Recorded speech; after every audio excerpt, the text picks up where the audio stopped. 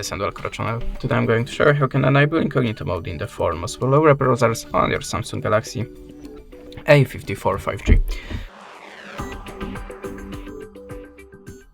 So the first one is Microsoft Edge.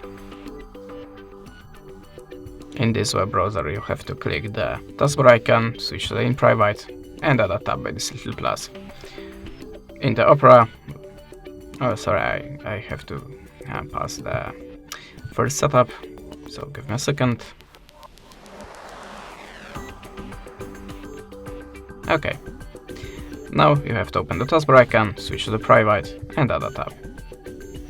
The next one, the Firefox. And in the welcoming screen just click here on the zero mask, or open the taskbar icon, switch to the zero mask and add a tab. And the last one, the Google Chrome. Click here on this threaded icon or arrow icon if you have any update available, and open the new Incognito tab.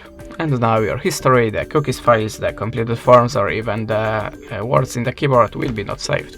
That's it. Thanks for watching, leave us a subscribe or a comment, and goodbye.